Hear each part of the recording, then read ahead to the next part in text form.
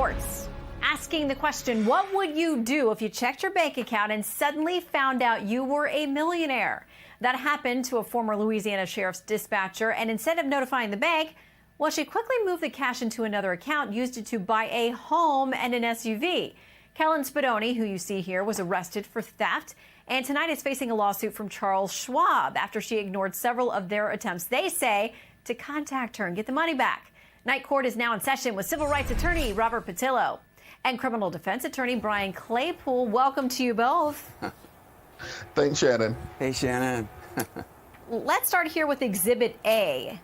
On February 23rd, Schwab meant to transfer $82.56 into a Fidelity brokerage account, services account, but the company instead transferred $1,205,619, court records said. So, Robert, is their mistake?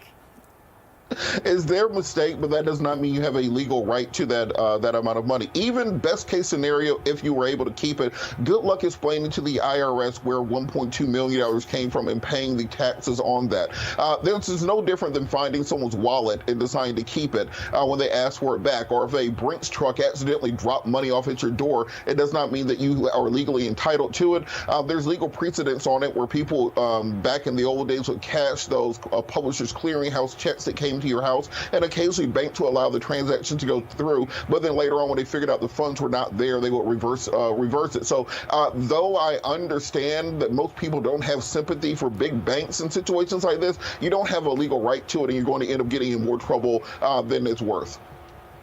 It sounds like she is right now, innocent until proven guilty, but facing a lot of charges. Exhibit B, then, we go to. The company argues in its lawsuit that Spadoni's account contract with Schwab, now this came from the Charles Schwab account, includes an agreement that if a client receives an overpayment of funds, the client is required to return the full amount. Brian. Well, Shannon, first thing I'm going to do in the morning, I'm running over to Charles Schwab. I'm setting up my account there, and then fingers crossed, I get $1 million. Anyway, all kidding aside, last time I checked, we have a criminal court of law, not a moral court of law.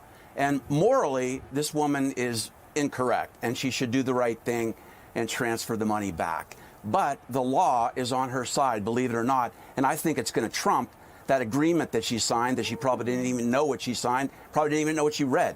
But real quick, theft, felony theft is the charge. That means that this woman had to deprive money of someone else without their consent.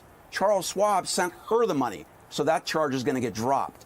The last charge against her is bank wire fraud. Again, she has to show an intent to deprive Charles Schwab of money. Last time I checked, Charles Schwab made a mistake and sent the money to her. So in the real world, she might walk free and she might have $1.2 million, and she might have a wrongful termination case against the sheriff's department for firing her. They shouldn't have done that.